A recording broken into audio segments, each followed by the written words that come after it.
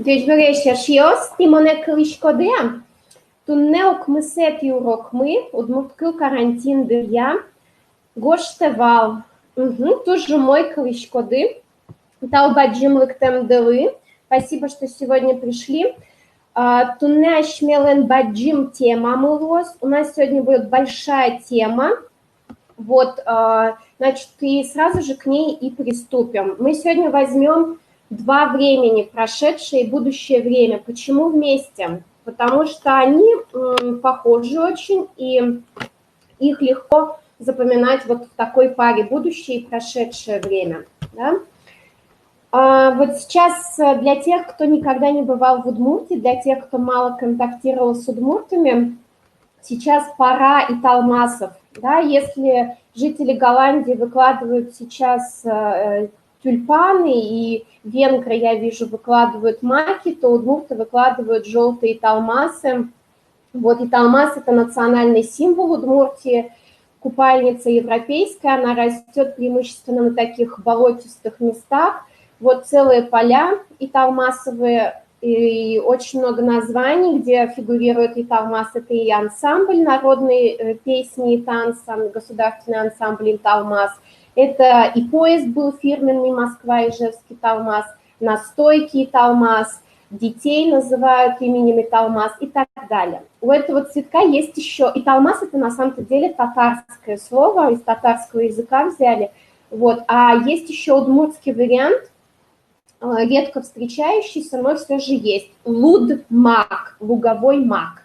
Встречается еще такое название, и мне сказали, что даже семена вот этой купальницы едят, когда они созреют, то есть вдвойне как бы мак, съедобные еще семена. То есть вот май и сейчас вот как раз пора выпускных, это как раз такая пора италмасов в Удмуртии.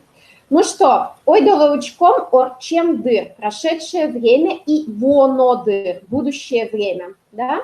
Для этого мы с вами вспомним, что у нас все глаголы удмуртского языка можно поделить на две большие категории. Мы всегда работаем вот с этими двумя группами, потому что суффиксы будут в зависимости от типа глагола, первый тип или второй тип. Значит, это в качестве напоминания, я надеюсь, что для многих это уже вещь очень знакомая. Итак, у нас глаголы первого типа, они оканчиваются на суффикс «ины». Да, витины, лещтыны, улыны и так далее. Вот, и мы работаем, как правило, с короткой основой, то есть мы всегда отсекаем «ины». Таким образом, мы с вами получали основу, с которой дальше, от которой образовывали настоящее время, например, да, глагол «витины», у нас было «витищко», «я жду» и так далее. То есть это вот первый тип глаголов. И здесь мы на что обращаем внимание? Мы всегда смотрим на конечную согласную. То есть если мы отсекаем «ины», то у нас здесь надо смотреть, на что заканчивается основа. И в зависимости от этого мы будем дальше ставить суффикс. Вот, об этом мы отдельно поговорим. Я сейчас просто вам освежаю в памяти. Мы все это уже с вами обсуждали один раз, как минимум.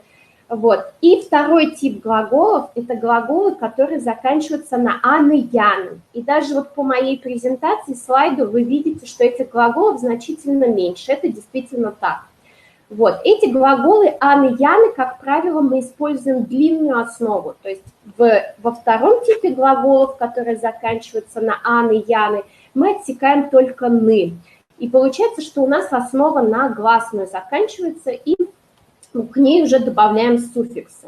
Ну что, давайте посмотрим сейчас отдельно. Посмотрим отдельно первый тип глаголов, заканчивающихся на «ины», как образуется будущее и прошедшее время. Итак, каков алгоритм наших действий? Во-первых, вы видите глагол перед собой, да? И первым делом вы определяете, это глагол первого типа или второго типа. Если глагол в начальной форме, то есть вы в словаре, например, посмотрели, вбили, вам надо какой-то глагол найти. Вы его нашли, и вы смотрите на него и понимаете, что это первый тип глаголов, потому что он заканчивается на «ины». Например, это может быть глагол «витины», «лещтыны», «щины», «юны», да, как вот здесь у меня перечислено. Второй шаг. После определения типа глаголов вы раз это первый тип, отсекайте «ины» и получаете основу. И вы смотрите третьим шагом, вы смотрите, на что же заканчивается эта основа. И в зависимости от того, на что заканчивается основа, вы будете добавлять подходящий суффикс. Что такое подходящий суффикс? Вот здесь в этой таблице указаны суффиксы, да, вот давайте сначала мы возьмем только утвердительную форму, потом перейдем к отрицательной. Сейчас смотрим только положительную утвердительную форму прошедшего и будущего времени. Для первого типа глаголов в прошедшем времени есть варианты суффиксов «и» с двумя точками, во втором лице «ид», да, в третьем лице «из», во множественном числе «имы», «иды», «изы». Да, и вы сразу видите уже, красными я специально здесь выделила, чтобы вы уже узнали знакомые так называемые эти суффиксы, буквы-маньяки, которые преследуют вот эти лица. Второе лицо всегда преследует «д». Да? Вспоминайте «медуза». Здесь у нас «м» нет в первом лице, но «дз» есть. Вот «дз». И во множественном числе те же самые «мы-дызы». Да, то же самое «медз», «медуза» во множественном числе. То есть здесь в прошедшем времени вы видите, что те же самые суффиксы, что были с лично-притяжательными у нас. И если вы посмотрите на все лица и числа, то вы увидите, что буква «и» – это такая буква, которая характерна для прошедшего времени. То есть это буква, скажем так, символ прошедшего времени «и». Да?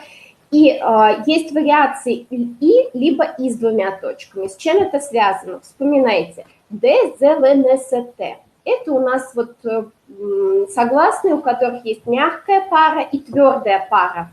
И чтобы показать, что «д», «з», «л», «н», «с», «т» твердая, мы должны использовать «и» с двумя точками.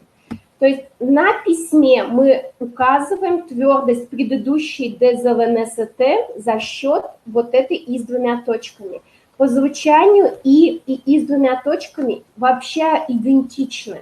Они используются для указания на характер предыдущей согласной, то есть она мягкая или твердая. И напоминаю вам, что «и» с двумя точками может писаться только после твердой «д», «з», «л», «н», «с», «т». Никаких «р», «к», «б», вот после них всегда будет «и», после них всегда будет «е». Да? «И» с двумя точками только после твердых «д», «з», «л», «н», «с», «т». В остальных случаях мы всегда пишем «и». Дальше то же самое вот здесь, да, «ид», «из». То есть здесь во всех лицах и числах у нас есть выбор. Либо «и» мы ставим, либо «и» с двумя точками. И, соответственно, «и» с двумя точками только после твердых «д», «з», «л», «н», «с», «т» будет идти. Будущее время. Смотрим, что здесь. Уже вот на уровне цветов вы видите, что тут те же самые окончания, но другая буква характерна для будущего времени. Это буква либо «о», либо «ё». Опять здесь тоже выбор связан с тем, что «о» идет, точнее, начнем так, что «ё» идет после мягких согласных, после мягких «д», «з», «л», «н», «с», «т» и после таких слов, как «щины». Но это я еще вам отдельно об этом расскажу. То есть запоминайте, для прошедшего времени это «и» буковка и плюс лично-притяжательные суффиксы, а для будущего времени это «о», «ё» и лично-притяжательные суффиксы. Давайте посмотрим прямо на примере слов, разберемся. Итак, глагол «ветены». Вот вы нашли его в словаре, глагол «ветены». Вам надо из него сделать будущее и прошедшее время, формы. Вы видите, что это глагол первого типа. Вы отсекаете «ины», получаете основу на мягкую «т». «Видь», «жди». Раскрою вам секрет, что вот эта короткая основа – это вообще-то повелительная форма. То есть «видь», короткая основа вот эта, «видь» – это будет «жди», «ты жди», все. То есть как бы легко образуется у нас повелительная форма. Смотрим, мы имеем вот эту короткую основу на мягкую «т», и к ней добавляем варианты на «и», без точек, да. «Мон вити», «я ждал» или «ждала».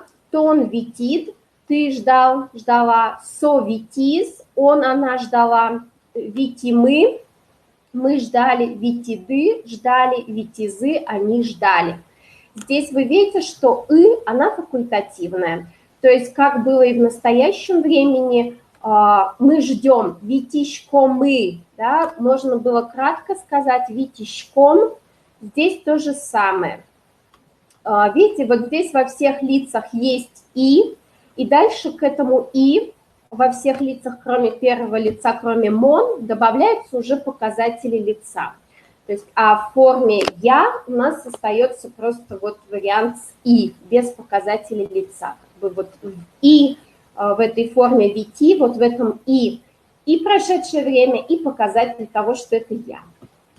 Будущее время. Все то же самое, кроме буковки.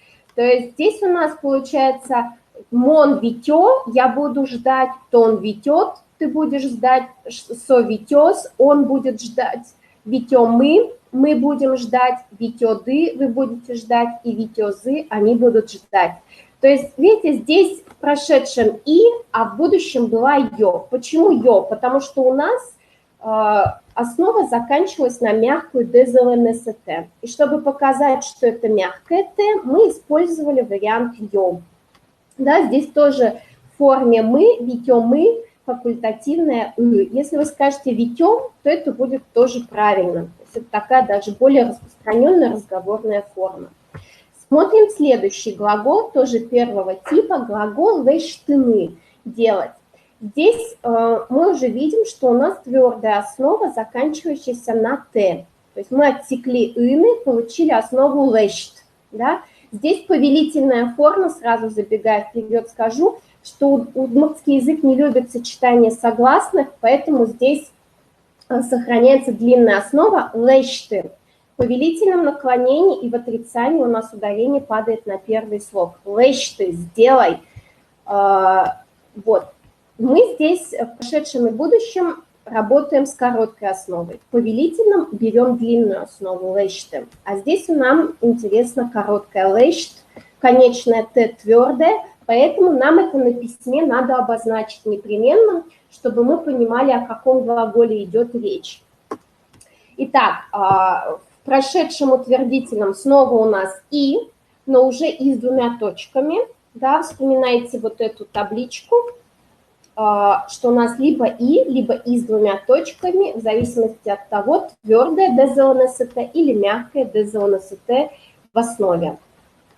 Итак, глагол «вэштыны». «Мон вэшти» – я сделал, сделала. «Тон вэшти» – ты сделал. «Со вэштиз» – она сделала. «Вэшти» – мы сделали. «Вэштиды» – вы сделали. И «вэштизы» – они сделали. Будущее. Да, здесь у нас твердое уже «т» на конце, поэтому у нас здесь будет вариант с «о». «Вэшто», «вэштод», «вэштоз», «вэшто мы», «вэштоды» и «вэштозы». Вот. В северном диалекте удмуртского языка ударение ставят обычно не на последний слог вот в этих словах, а на предпоследний. То есть «вэштим», «вэштимы», «вэштомы» и так далее. Поэтому, если вы за мной заметите такое несоответствие, что не на последний слог падает, то это неконтролируемый мой северный диалект. Вот. Дальше давайте возьмем еще один глагол, тоже первого типа, «щины». Ой, тут я вот будущее не сделала. Оказывается, глагол «щины». Что здесь? Мы здесь отсекаем тоже «ины» и получаем основу, которая заканчивается на гласную. И гласной мы не можем добавить «и» с двумя точками. Мы можем только вариант «и» добавить, поэтому в прошедшем времени у нас везде будет вариант «и». «Мон щи» – «я съел что-то». Да? Это у нас переходный глагол, то есть у глагола «щины» всегда должен быть какой-то объект. «Щиит» – «ты съел», «со щииз» – «он съел», «щиимы» – «мы съели», «щииды» – «вы съели» и «сос щиизы» – «они съели». Видите, вот здесь везде основа «щи», то есть «ешь» повелительная, а дальше к ней уже добавляется показатель, суффикс прошедшего времени и к ней уже лично-притяжательные суффиксы, указатели лица и числа. Дальше идет будущее время. Здесь все то же самое, да, вот эти желтенькие выделенные суффиксы, они будут соответствовать, просто здесь вместо вид надо щи. То есть шиё, сейчас я вам запишу, чтобы было более понятно. Шиё, шиёт, шиё, шиё, шиёд, шиёс, шиёмы, шиёды и шиёзы. То есть вот так будет выглядеть будущее время. Мон шиё, я съем. Мон не пельнянь шиё, да, я буду есть пельмени. Тон пельнянь шиё, ты будешь есть пельмени. Да, то же самое можно в вопросе. Со пельнянь шиёза, он будет есть пельмени. Бен пельнянь шиёмы, да, мы будем есть пельмени. Пельнянь шиёдыа, да, не забывайте, вопросительная частица у нас добавляется, если нет вопросительного слова в предложении. Пельнянь шиёдыа, вы будете пельмени. Бен сос шиёзы, да, они будут есть. Имеется в виду пельмени, да, то есть объект у нас подразумевается, поэтому шиёзы. Юны, пить, да, тоже правильно-угорское слово, юны.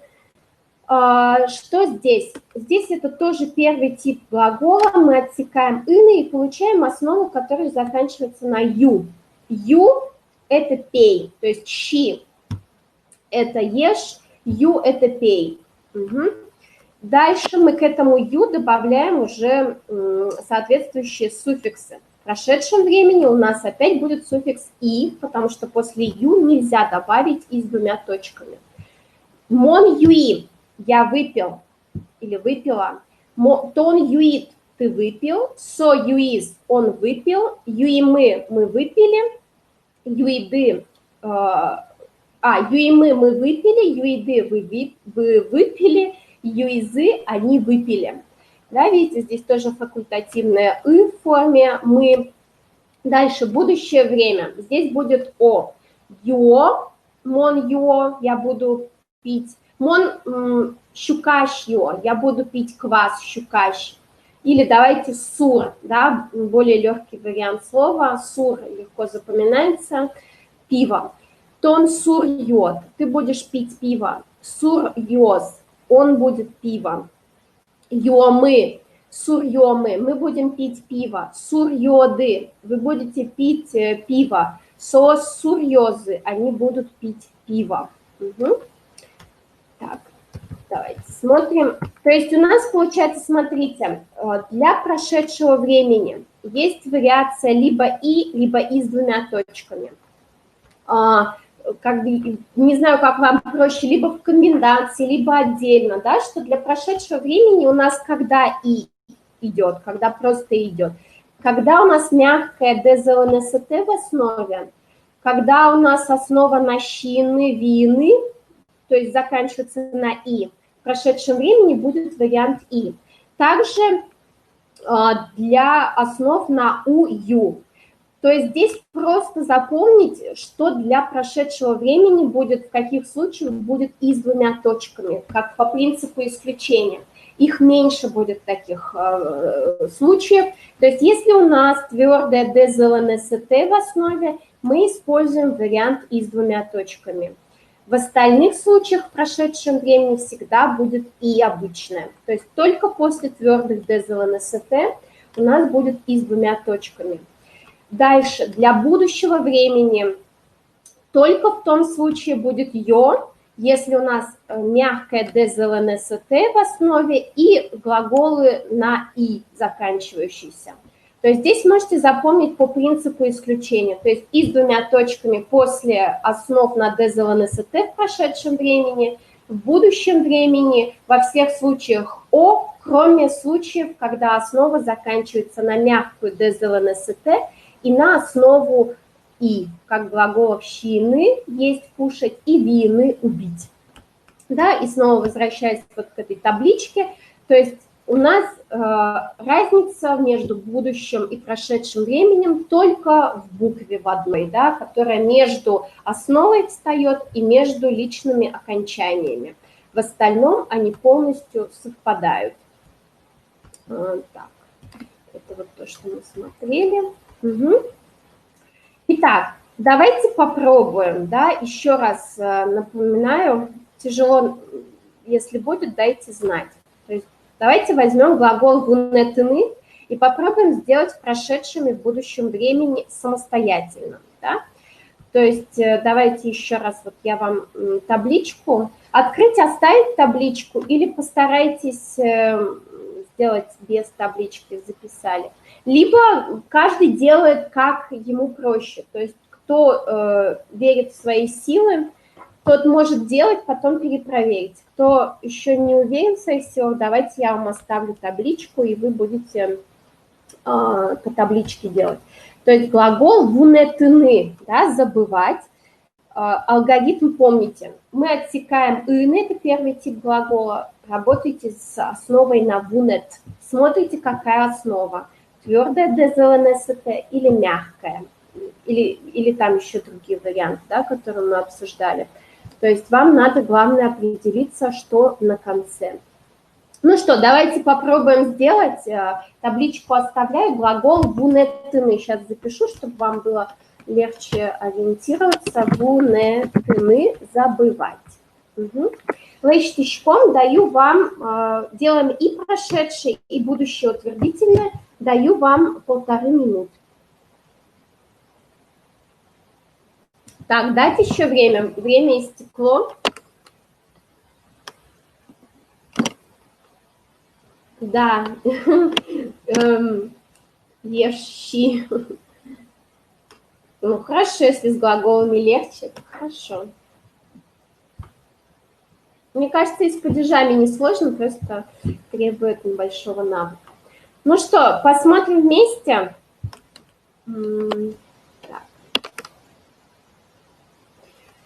Сейчас посмотрим глагол «вунетыны», потом еще обсудим завершенный, незавершенный. Итак, глагол «вунетыны», да, заканчивается на твердую основу «т», поэтому мы сразу, у нас включается, что мы будем использовать «и» с 2 точками. «Мон вунети» – я забыл, забыла, «вунетит» – забыл, «вунетис» – он забыл, «вунетимы» – мы забыли, «вунетиды» – вы забыли, и «вунетизы» – они забыли. Да? В будущем времени здесь у нас твердое ДЗЛНСТ на конце, поэтому у нас здесь вариант О будет. «Вунето» – я забуду, «вунетот» – ты забудешь, «вунетоз» – он забудет, «вунетомы» – мы забудем, «вунетоды» – вы забудете, и «сос», «вунетозы» – они забудут. Угу. Вот то прошедшее время, которое мы сейчас с вами смотрим, это, ну, грубо говоря, базовое и наиболее распространенное, да, в силу того, что сильно очень влияние русского языка, вытесняются остальные прошедшие времена. То прошедшее время, которое мы сейчас с вами смотрим, оно называется очевидное прошедшее время. Это прошедшее время, которое, как бы, вы были его свидетелем, вы в этом принимали участие. В противовес этому времени есть еще второе популярное время, но, к сожалению, вот опять-таки я говорю, оно уходит постепенно в небытие, потому что в русском языке нет такого. То есть второе время неочевидное. То есть есть вот прошедшее очевидное, мы его с вами сейчас изучаем, и есть неочевидное. Оно используется в том случае, если вы не были свидетелем происходящего, или это случилось с вами неосознанно. Например, сюда неочевидная прошедшая форма, она будет подходить для случаев, там, родился кто-то, Петр Ильич Чайковский родился в Воткинске, да, вы не были свидетелем рождения Петра Ильича Чайковского. Или тоже неочевидная форма, я уснул, то есть вы сделали это неосознанно. На русский язык эта неочевидная форма будет переводиться через «оказывается». вот относительно спикера, то есть вот я, например, скажу «мон ижишкем», ой, я уснул, оказывается. Или очень хорошая эта вот форма прошедшего неочевидного для отмазок студентов от учителя. Ой, я забыл домашку дома, да, то есть как бы неосознанно я забыла, оказывается, вунетишкем, да, то есть здесь у нас вунети, а там вот форма вунетишкем. Это неочевидная форма. Есть еще сложная форма прошедшего времени, мы о них сегодня не будем говорить, но зная форму настоящего, прошедшего и будущего времени, вы к ним добавляете форму «вал», «был», и вы будете получать разные виды сложного прошедшего времени. То есть прошедшее длительное, прошедшее многократное. То есть вот прошедшее очевидное, которое мы сейчас с вами обсуждаем, это один раз. То есть «мон вунети» – я забыл, а я забывал как процесс или многократно забывал, это будут сложные формы прошедшего времени. Это я все подвожу к вопросу Ольги про завершенное, незавершенное время. Вот. Дальше в удмуртском языке, по-моему, в марийском тоже очень широко используются вот эти конструкции с деепричастиями. То есть, например, я прочитал, будет я прошел, прочитав, или я закончил, прочитав, то есть, или он закончил, поедая. То есть вот как бы пара деепричастий плюс основной глагол, они будут давать некоторую завершенность действия. Вот. То есть в этом смысле вот есть какие-то такие конструкции, которые подчеркивают завершенность действия. Вот, то есть мы с вами сейчас посмотрели глагол вунетыны. Давайте еще один глагол с вами поразбираем, чтобы подзакрепить. Тоже глагол первого типа, возвращая на табличку. Давайте посмотрим с вами глагол аджины, да, видеть. Аджины. Да. Вспоминайте, адж у нас заканчивается на дж.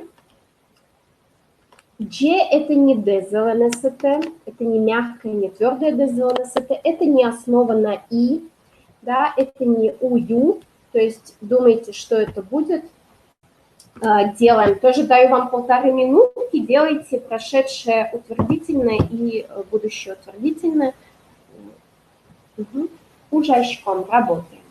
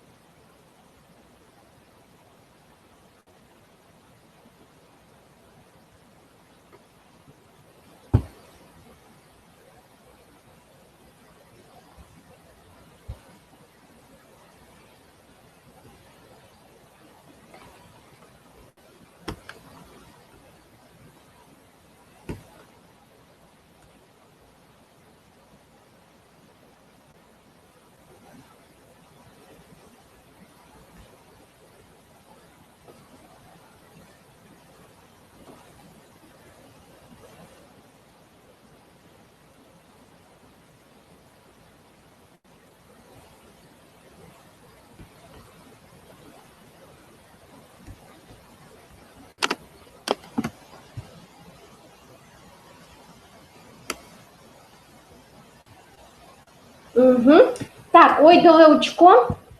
Алексей, вот ваш вопрос, как будет по-удмуртски сказать «мне хотелось бы», «мне надо было» и так далее. Мы к этому вернемся, когда я буду говорить про «бал», «был», да, форму. К этому мы еще вернемся. Надеюсь, что я не забуду. Если что, дайте мне, напомните мне снова еще раз. Аджины. Да, глагол аджины. Это глагол первого типа. Дальше, значит, смотрите, мы отсекли «ын», получили основу на «адж». да, это у нас основа как нетвердое ДЗЛНСТ, поэтому у нас здесь в прошедшем времени будет обычное «и». Мон аддишко, да, я сейчас буду писать, потому что у меня этого нет в презентации. Так, мон аддишко, так, тон аддишкот, да, со адже, ми аддишко мы, перепроверяйте себя, да, ми аддишко мы, ти аддишкоды и сос аджо. Угу. Здесь будет аджо вариант. Ой, слушайте, я в настоящем времени все сделала. Ну, хорошо, давайте это наоборот, хорошо. Тон аддишкот как раз будет повторением. Тон аддишкот, тон аджит, со адже, со аджиз. Ми аддишко мы, ми аджимы. Ти аддишкоды, ти аджиды. И сосаджо, сосаджизы. Аджизы. Угу. И, соответственно, мон аддишко и мон аджи. Я увидела или увидел. Угу. Мон аджи. Умой. И будущее, да, форма будущего времени.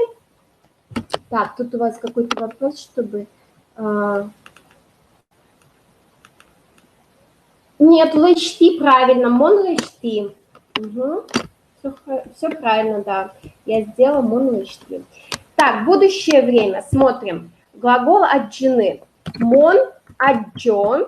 Да, здесь у нас не мягкое ДЗЛНСТ, поэтому у нас и не основа на «и», поэтому у нас вариант «о».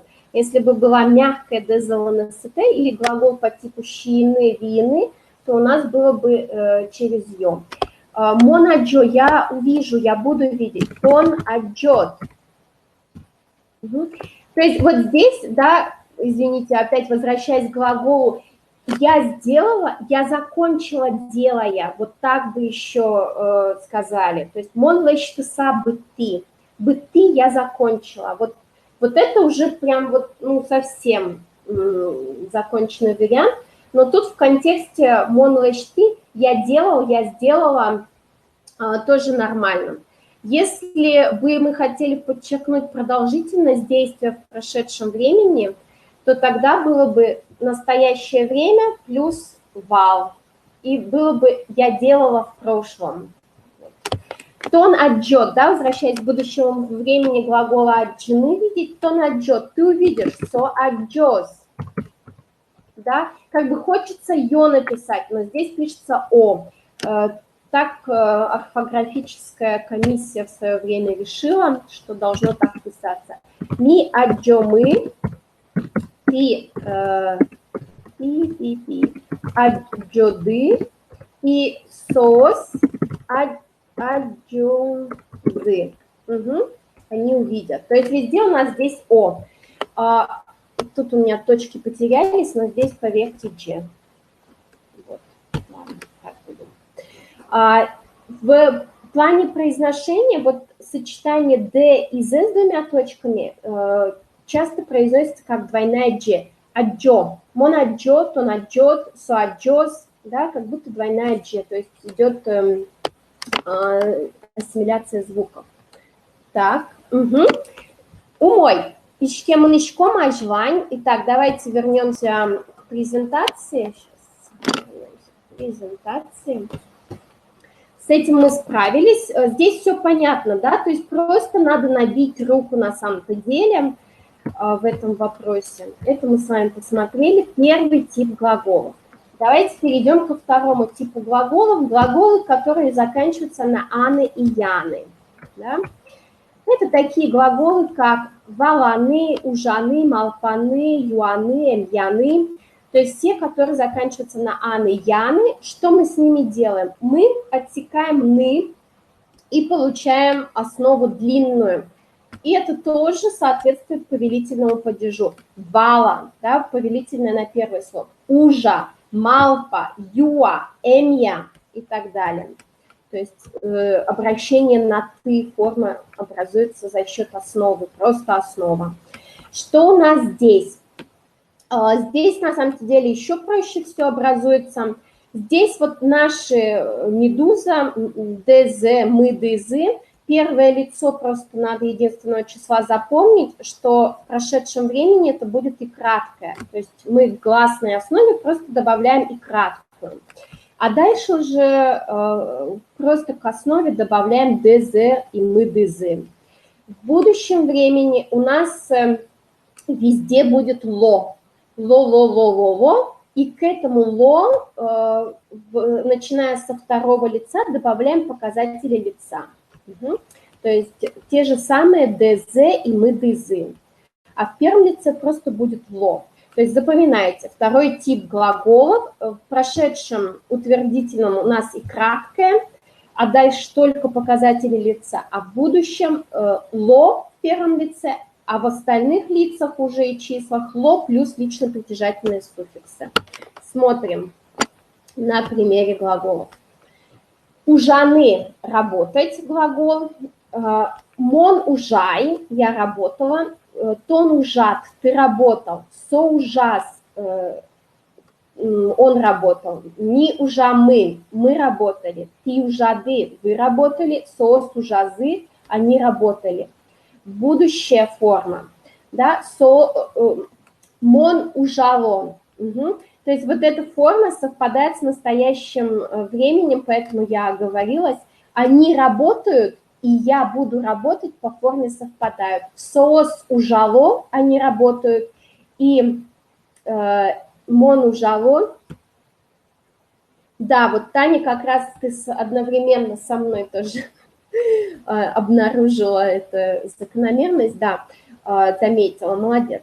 Да, действительно, малпало, ужало, они работают, они думают, и я буду работать, я буду думать, тоже они совпадают по написанию, да. То есть надо будет смотреть по контексту, о чем речь, потому что мы знаем, что у нас местоимения часто опускаются, потому что они излишние, у нас все за счет суффиксов глагольных, видно, знакомо, известно. Итак, будущее глагола ужаны. Мон ужало, я буду работать. Тон ужалот, ты будешь работать. Со ужалос, он будет работать. Ми ужало, мы будем работать. Ти ужалоды, вы будете работать. И соос ужалозы, они будут работать. Да, вот видите, в прошедшем времени у нас и краткое в первом лице добавляется, и дальше просто лично-притяжательные суффиксы ДЗ, мы, ДЗ. В будущем у нас добавляется ло, и дальше во всех лицах уже к этому ло добавляются лично-притяжательные суффиксы. Посмотрим еще один глагол. Глагол уяны – плавать. Тоже глагол второго типа. Мы отсекаем «ны» и получаем основу на «уя». Да? Тоже повелительная форма «уя». Плавай, давай плавай. Прошедшее время, значит, мон уяй, я плавала, тон уяд, ты плавал, со уяз, он плавал, ми уямы, мы плавали, ти уяды, вы плавали, и сос уязы, они плавали. Будущее тоже, да, уяло, мон уяло и соос уяло. То есть я буду плавать, и они плавают. Мон уяло, я буду плавать. Тон уялот, ты будешь плавать. Со уялос, он будет плавать или она. Ми уяло мы или уялом, мы будем плавать. Ти уялоды, вы будете плавать. И соос уялозы, они будут плавать. То есть здесь везде ло-ло-ло. И плюс лично-притяжательный суффикс. Да, то есть второй тип в этом смысле строится легче. Да? Здесь у нас во втором типе отличается первое лицо единственного числа. Здесь мы в прошедшем добавляем и краткую, а в будущем мы добавляем ло. И в остальном как бы вот эти все суффиксы лично-притяжательные, они совпадают. Давайте сделаем самостоятельно глагол «валаны». Да, понимать, сделаем прошедшие и будущую форму. Второй тип глаголов. Да? Попробуйте здесь без подсказки в виде таблички, потому что здесь, мне кажется, было все более понятно, как повторение некоторое. Даю вам 1,5 минутки. Ужачком работаем.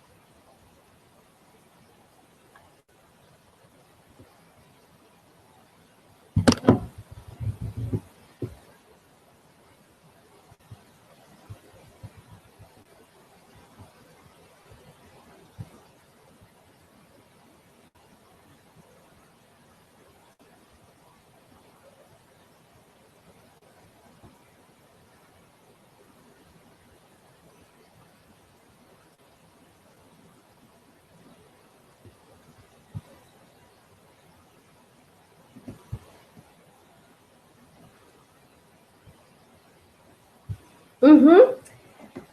Ну, Мар, ой, да лучком, давайте посмотрим. Угу. Итак, мон валай, да, в первом лице, в прошедшем времени у нас и краткое. Тон валат, со валаз, ми валамы, ти валады, сос валазы. То есть здесь мы добавляем лично притяжательное к основе длинной, которая заканчивается на гласной, потому что это второй тип глагола. В будущем вспоминаем, что здесь у нас ло во всех лицах ло. В первом лице в форме мон, просто ло, без каких-либо лично притяжательных суффиксов. Мон валало, я пойму, я буду понимать. Тон валалот, со валалос, ми валало мы, ты валалоды и сос валалозы. Да? То есть тут такой ла-ла-ленд настоящий. Умой. Манычко майжвань. Идем дальше. Еще раз, да, чтобы все это было вместе в табличке.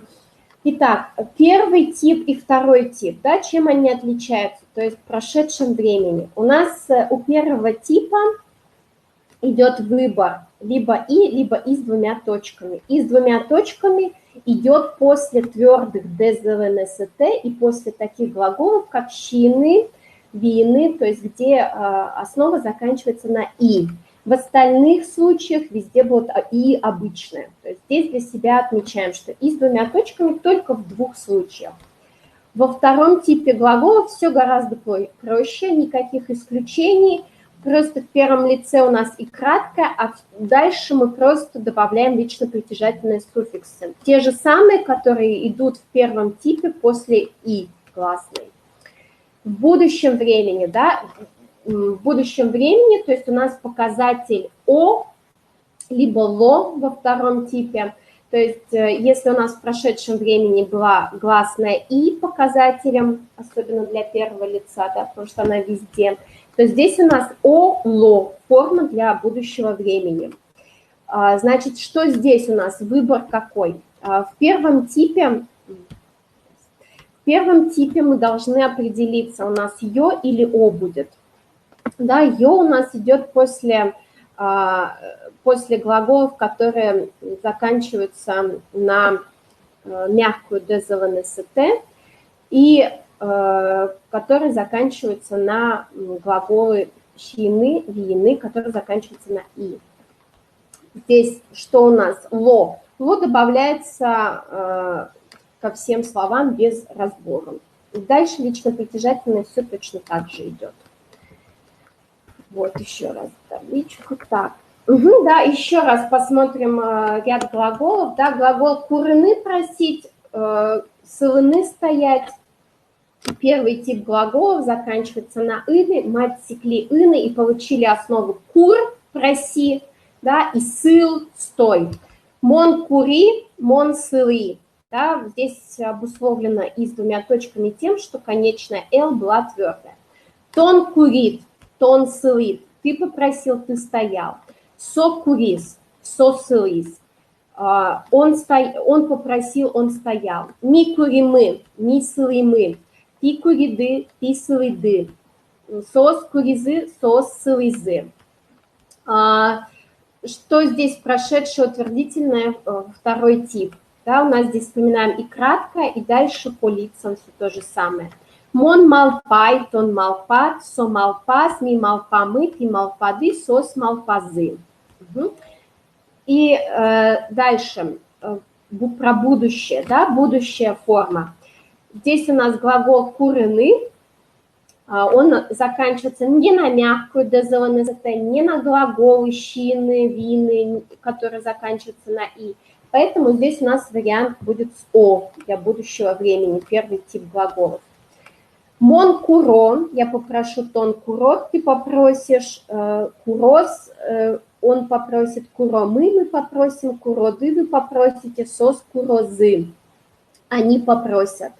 Во втором типе глагол малпаны, да, будущая форма у нас здесь будет «ло» добавляться. Малпаво, малпавод, малпавоз, малпавомы, малпаводы, малпавозы. Угу. Вот.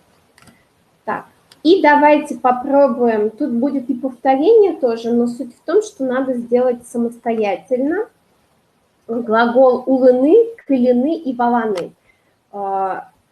Сделать, у вас прям валаны уже прописано, ну ладно, давайте два глагола тогда будет, просто улыны и кылины, да, два глагола, оба первого типа.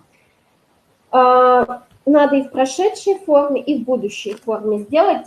Давайте ужашком, как минут, 2 минуты я вам даю, как минут ужашком, собери чушены с кером, а потом вместе проверим. Так, ойдолучком. Улыны, да, глагол улыны, первый тип глагола, значит, оканчивается на «ыны», твердая основа на «л», поэтому мы выбираем вариант и с двумя точками. Мон уи, я жила, тон уит, ты жил, со уиз, он жил, ми улимы, мы жили, ти улиды, вы жили, и сос улизы, они жили. В будущем времени тоже у нас твердая «л», поэтому вариант с «о» будет. Мон уло, я буду жить, тон уло, ты будешь жить, со улоз, он будет жить, ми уло, мы будем жить, ти улоды, вы будете жить, и сос улозы, они будут жить. Глагол кылины. Глагол кылины, здесь у нас мягкая основа, да? Если у нас мягкая основа, мы вот этот мягкий знак уже не пишем в суффиксах, тоже самое касается настоящего времени. Мы эту мягкость «л» показываем за счет суффикса, за счет «и». Поэтому мон кылины, глагол оставаться, да? Мон кыли, я осталась, тон кылид, ты остался, со кылиз, он остался, ми кылимы, мы остались, ти кылиды, вы остались, и сос кылизы, они остались. Да? Сравните с глаголом кылыны, кылыны, слышать. Да? То есть глагол слышать, здесь у нас уже твердая основа на «л», поэтому у нас получается кылычко. В настоящем времени мон кылычко и мон кыли, да, куда бы его перетащить, вот так сделаем. Мон кыли, мон кылычко сейчас, мон кыли я услышала. Видите, и вот за счет вот этой «и» на письме с двумя точками мы понимаем, что я не осталась, я услышала. Вот, то есть вот как раз это гласная и с двумя точками, она показывает на твердость, на инфинитив, чтобы мы воссоздали глагол правильный. Смотрим в будущем времени, что у нас будет. Я останусь, мон клё, да, мягкая была «л» на конце в основе, поэтому у нас вариант «ё». Тон клёт, ты останешься. Со клёз, он, она останется. Клёмы, мы останемся. Клёды, останетесь. И клёзы, они останутся. Да? Ну и глагол «воланы» вы уже сделали, поэтому уже лишний раз не будем, чтобы вы ради еще раз переписывали.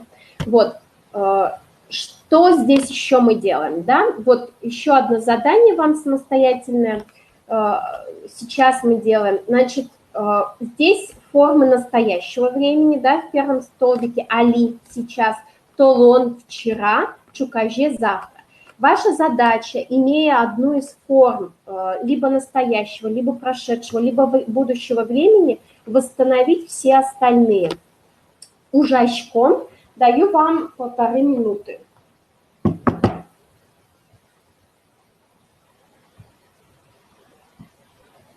Соберет чош эскером, потом вместе проверим.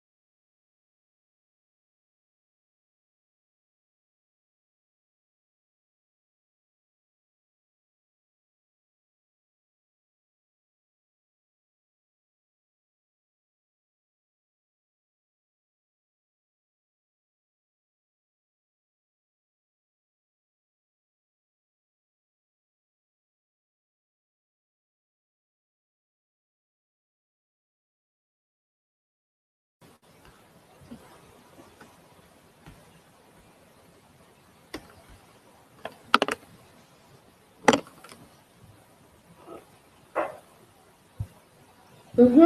Так, ойдовый эскерон, давайте вместе проверим. Итак, мон мнишко, да, у нас была форма настоящего времени, и мы здесь, нам подсказка, да, нам даже легко от этой формы строить, уже подсказка была и с 2 точками, то есть мон мыни будет и мон мыно. Да, твердая «н» была, поэтому вариант и с 2 точками в прошедшем времени и вариант «о» в будущем. Ветлиды у нас была форма.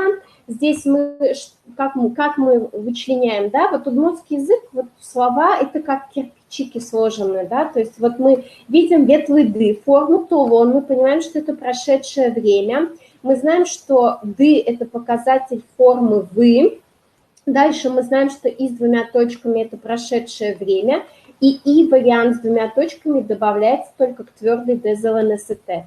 Поэтому мы понимаем, что это глагол «ветлыны», и уже восстанавливаем форму «ветлищкоды», вы сейчас ходите, и вы будете ходить «ветлоды», да, то есть твердая «л» дает нам знание о том, что здесь «о» в будущем, а тут и с 2 точками.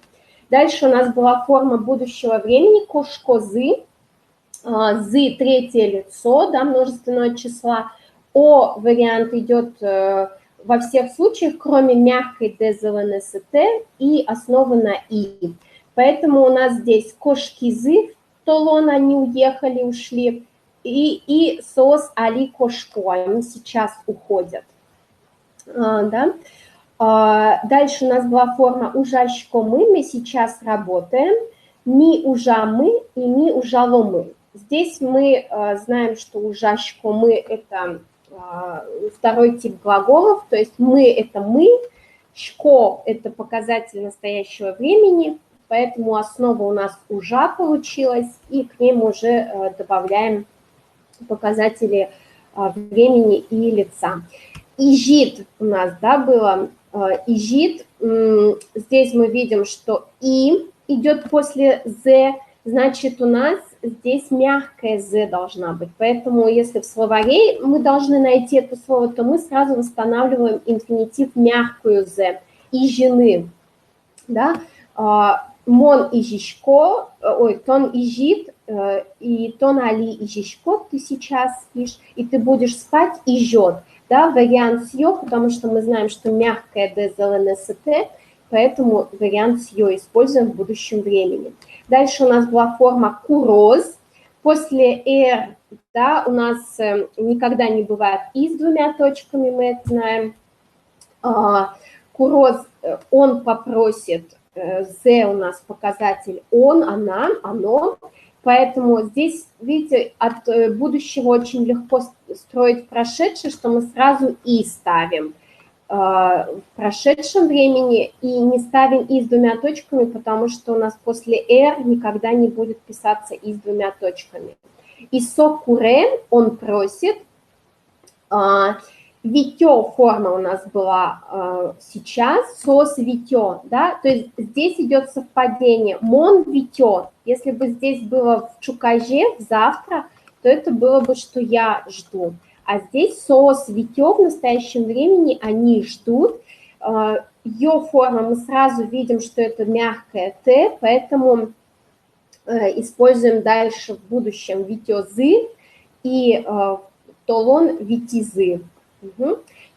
Валамона, Валадия, вы поняли, Валадия, да, то есть сейчас можно уже вам говорить форму прошедшего времени. Вы поняли эту? Здесь все понятно? Тоже мой. Давайте еще несколько диалогов прочитаем, точнее я прочитаю. Кычитон толон ветви. Куда ты вчера ходил? Ми толон куное ветви.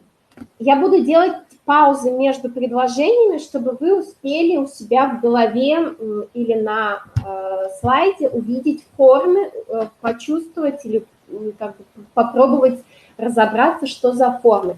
Митолон куное ветлин.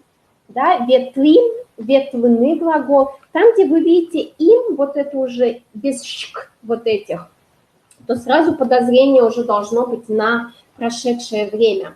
Куное куда? Куно – это гость, да, татарское слово, у них тоже есть что-то такое куно. Куное куда, да? Вчера мы ходили в гости. Эшелен вордишкем нуналы звал. У моего друга было день рождения. Вал было, нуналы, нунал, вспоминаем, что это исключение. В третьем лице его день рождения у нас будет с суффиксом «ыс». Мое день рождения будет вордскем нуналы, твое вордскем нуналыд. Да? То есть со словом нунал мы используем вариант с «ы», неотчуждаемую категорию на «ы». Эшелен у моего друга, вспоминаем родительный падеж «лен», и между родительным падежом суффиксом и существительным притяжательный суффикс «е» указывает, что это мой друг. Лен у нас для образования притяжательной конструкции, то есть день рождения моего друга. Клем, не дочитала. Коня арес тырниз эшадлы. Да, вот здесь коня арес сколько лет, тырниз от глагола тырмыны, наполняться, заполняться, исполнилось твоему другу. Здесь эшадлы форма, лы. Мы проходили на прошлом уроке дательный падеж. Эшет – твой друг. Эш плюс лично притяжательный суффикс «е». Кыж арес – 20 лет.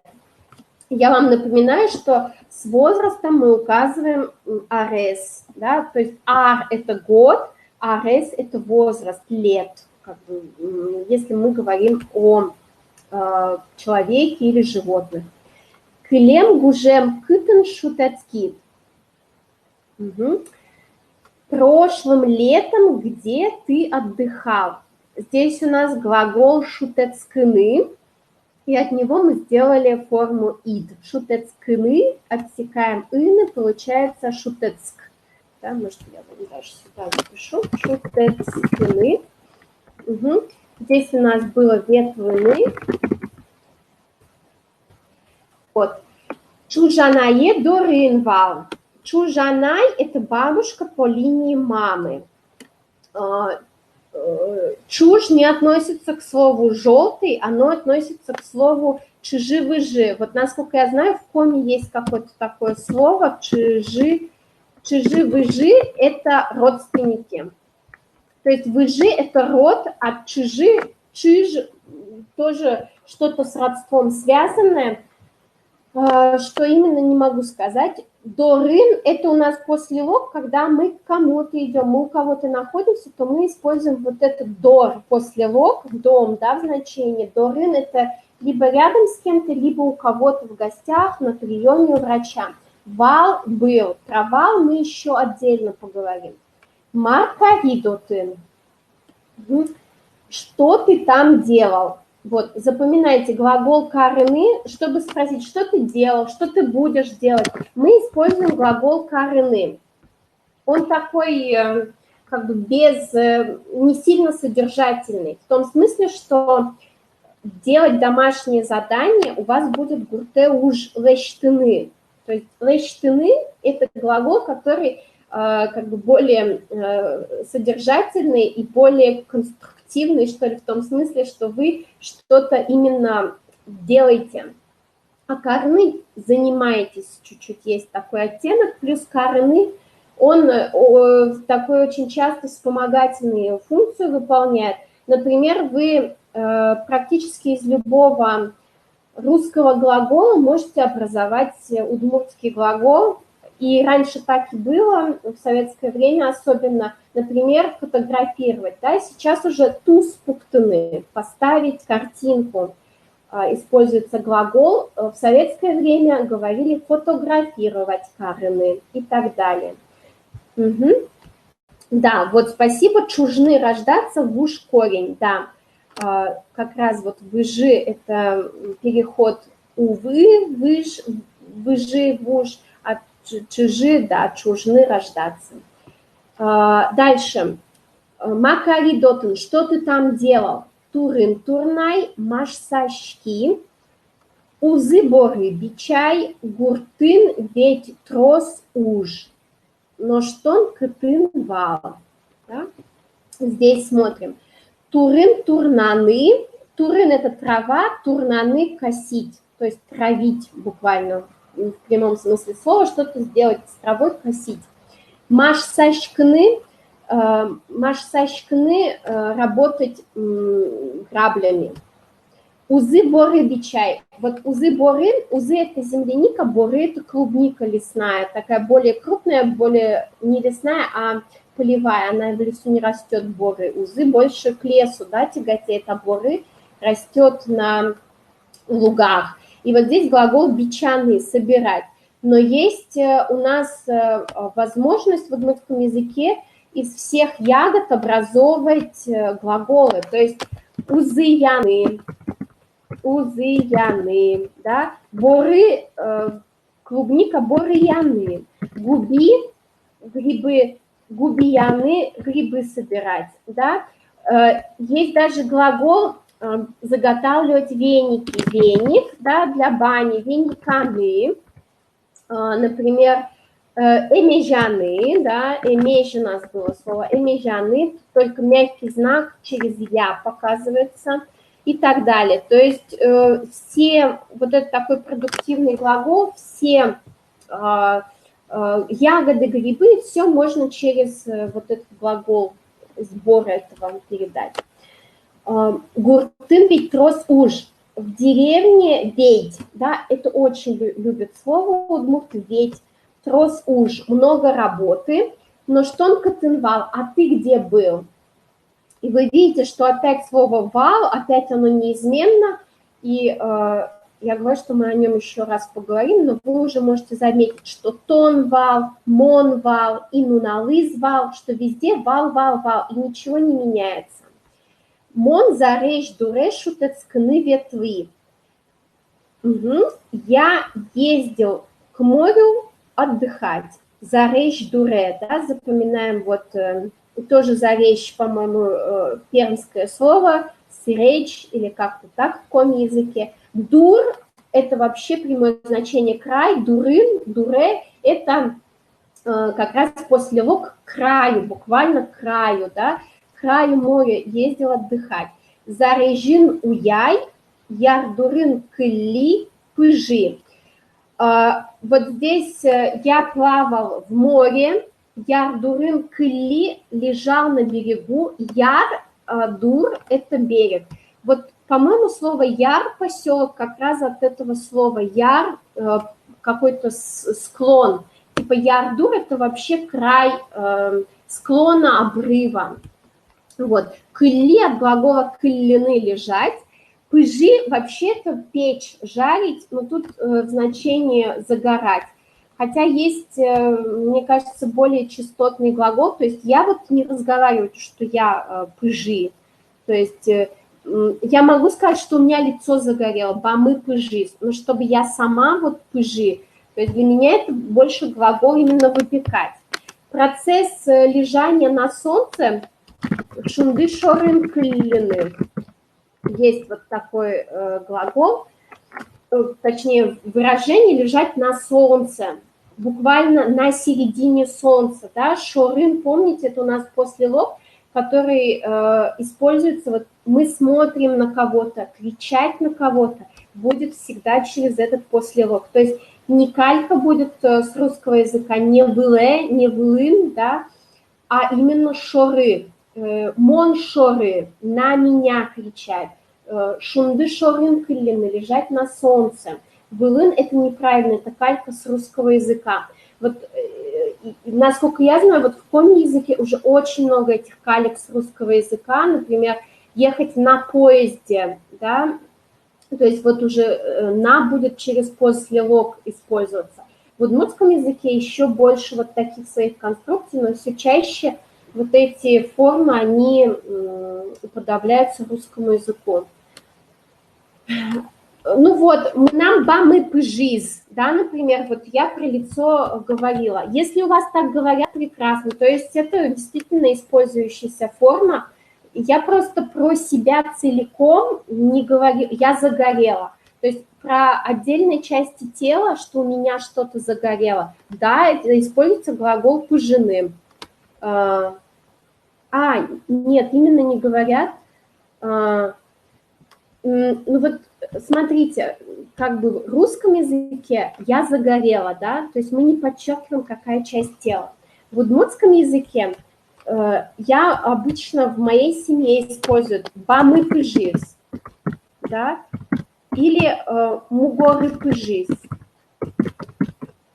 А так, чтобы пыжи я испеклась, так не говорят. То есть указывают часть тела какую-то, которая загорела. То есть мугоры, мое тело загорело, я могу сказать, но чтобы я сама загорела, загорелась, испеклась, вот так я не слышала, чтобы использовала. То есть если вы хотите сказать, что вы загорели, то укажите, какая часть ваша загорела. То есть мугоры, бамы пыжис и так далее. Еще вот это тоже пыжины используется, вот бамы пыже, говорят. Обычно, ну вот у человека лицо горит, то есть печет лицо, значит, кто-то его плохим словом вспоминает. Угу. Так, то есть вот про пыжины еще раз, Ольга, да, вот говорю, что обычно указывают часть тела. У вас родители носители языка, на всякий случай спросите у них, как они используют. Может быть, они целиком про себя говорят пыжи, мон пыжи, да, но для меня это вот, когда мон пыжи, это больше, что я пеку что-то, пироги там и так далее. И чтобы сказать, что я загорела, надо подчеркнуть, какая часть это тела, про что я говорю. Так, мы еще майжвань, смотрим дальше. Викаос до разыа,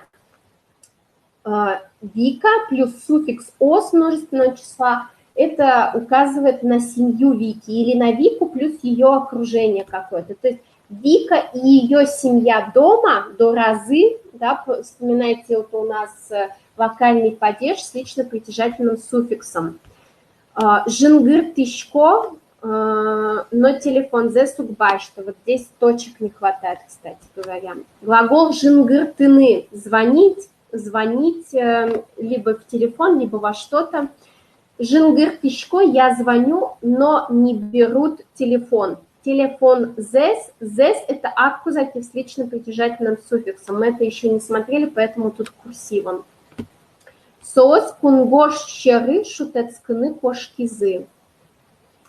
Они уехали отдыхать за границу. Кунгош, буквально, это тоже такой неологизм. Кун – это страна, гош – это черта, то есть за чертой государства буквально.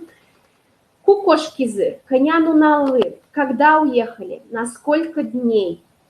Да, ку – когда, коня – сколько, ну налы, вспоминайте, что у нас про дательный падеж было такое использование, когда мы какой-то период времени указываем, да, на какое-то количество дней. Арнялы клем пукщёне. Арнялы на неделю, клем пукщёне прошлый вторник, да, то есть клем гужем, клем пукщёне, это все указывает на прошедшее. Кляны глагол, оставшееся, то есть то, что осталось позади. Ой, посмотрели примеры, да, еще раз, значит, смотрите, насколько удмуртские суффиксы глагольные и падежные, насколько они близко рядом стоят, да, вот здесь такая табличка суммирующая, здесь я не все личные окончания, личные суффиксы глагольные выписала, просто чтобы у вас примерное было представление. Итак, смотрите, да, в настоящем времени, в прошедшем времени, смотрите, второе лицо, тон витишкот, да, тон витид, тон витет, лично притяжательное гуртет, в твоем доме, из твоего дома, гуртат, гуртыштет. Видите, во всех формах, будь то это глагол настоящего времени, прошедшего или будущего, будь то лично притяжательный суффикс, будь то это локальный падеж в притяжательном склонении, везде фигурирует «д». А в третьем лице у нас тоже буква, суффикс маньяк «з», то есть она везде, кроме вот настоящего времени, ее только нет. Дальше в форме «ми». Мы ждем, мы ждали, мы будем ждать. Наша деревня, в нашей деревне, из нашей деревни, везде мы. В форме «ты», везде «ды», да? И в соос форме «зы», кроме настоящего времени. То есть видите, насколько вот эти суффиксы падежные, насколько они близко стоят к лично притяжательным суффиксам, которые мы используем в существительных. Угу.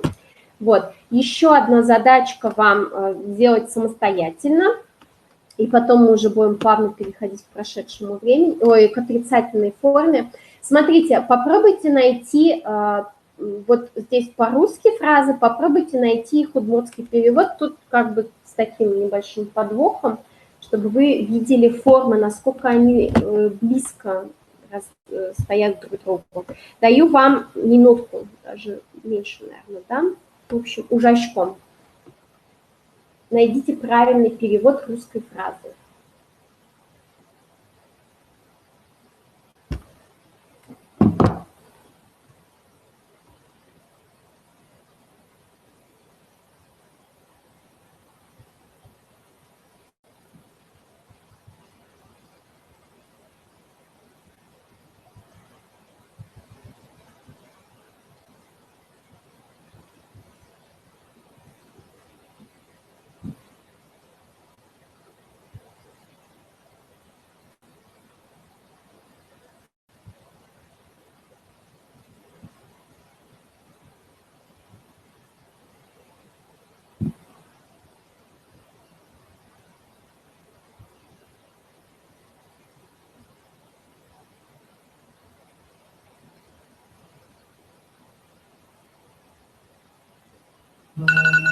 Угу. Так, ойдове эскерон. Ойдове эскерон. Мы вышли из нашей деревни. Гуртыштымы, потимы. Да? Вспоминайте, гурт – деревня. Из нашей деревни будет суффикс «ышты», и дальше «мы» указывает, что это наша. Да, потимы вышли. Мы выйдем из моей деревни. Гуртыштым, потомы. Да, будущее время глагола потыны о, и гуртыштым из моей деревни. Мои друзья заходят в свою деревню. Эшьосы гуртат пыро. Да, тоже все здесь понятно. Я зайду в вашу деревню. Гуртады пыро. То есть здесь вот как раз форма «они заходят» и «я зайду» совпадают. Угу. Ну, думаю, что здесь вообще ничего сложного не было. Тут все понятно, все было. Итак, давайте посмотрим еще отрицательную форму прошедшего, очевидного и будущего времени. Вот. Немножко тут будет головоломка, но я думаю, что вы справитесь. Здесь в каждом времени будут свои частицы. Но дальше вот этот сам глагол будет одинаков в прошедшем и в будущем времени, но не в настоящем. То есть поэтому мы берем прошедшее и будущее вместе, потому что они очень похожи, только частицы отличаются. Вот, например, здесь в отрицательной форме, посмотрите, мон эйвите или мон эйвить, да, в отрицании, как и в повелительном наклонении, ударение падает на первый слог. Мон эйвить или эйвите, да, то есть длинная форма тоже может быть, здесь она факультативна, потому что нам легко сказать эйвить. Если сочетание согласных на конце, то мы их разбавляем конечной. Тон одвите, со озвите, ми омвите, ти одвите и сос озвите. Что мы здесь видим? То есть в единственном числе вите, вите, вите, да, во всех лицах одинаково в единственном числе, во множественном вите, ну или вите, вите, вите, да, и нет никаких показателей лица. Поэтому показатель лица перескакивает на частицу. То есть частица в данном случае является носителем лица и числа. Мон эй вите, да, эй, эд, эз, тоже д, з, да, медуза опять здесь у нас в частицах. И видите, здесь совпадают частицы эд и эс, но у них глагол, который идет дальше, отличается, поэтому нет смешения. Угу. В будущем времени то же самое. Частица несет информацию, о ком идет речь, о каком времени идет речь. И здесь частицы во многом совпадают с настоящим временем, но мы потом еще табличку посмотрим, чтобы вы поняли, что тоже не 100%, есть формы, которые отличаются. Мон угвите, я не буду ждать. Тон удвить, ты не будешь ждать. Со узвить, он не будет ждать. Ми умвите, ты удвите и сос узвите. Видите, опять здесь те же самые медуза, те же самые МДЗ. Просто здесь у нас не форма, а у, да, в частице. Это вот первый тип у нас глаголов был. Посмотрим еще глагол лечтуны делать. Мон эй лечтын. Здесь уже и обязательно, потому что сочетание согласных шты сложно дается. Тон адлечты, со азлечты, не амлечты, ти адлечты и сос азлечты. Да? Опять в частицах медуза. В единственном числе у нас глагол с окончанием на «ы» к основе, а во множественном числе «э». Там, где была мягкая основа, там «е». Вите мы не ждали, и лечте мы не сделали. Будущее. Мон углечте, да, тоже ударение на первый слог, потому что отрицательная форма. Тон удлечте, со узлечте, ми умлечте, ти удлечте и сос узлечте. То есть здесь те же самые глаголы, отличаются только частицы. Посмотрим еще глагол. Угу. Юны. Мон ю, да, кратко можно сказать. Тон ю, со ю, ми юэ, ти юэ и сос юэ. То есть в единственном числе и факультативно в таких случаях, где нет сочетания согласных, а во множественном числе е обязательное. Будущее. Мон угью, тон удью, со узью. Ми умюэ, ти удюэ, сос узюэ. Щины есть, да? Мон щи, тон от щи, со от щи. Ми щия, мы не ели. Ти от щия, вы не ели. Сос от щия, они не ели. мон укщи, я не буду есть. Тон учи, ты не будешь есть. Соус щи, он не будет есть. Ми умщие, мы не будем есть. Ты учие, вы не будете есть. И соус учие, они не будут есть. Угу. Итак, смотрим. Вот эти отрицательные частицы являются носителями времени и лица. Что с ними? Да, вот смотрите, прошедшее время. Эй, эд, эс, эд, эс. Здесь идет совпадение второго лица и третьего лица, да, только в первом лице надо запомнить «эй» и что они отличаются.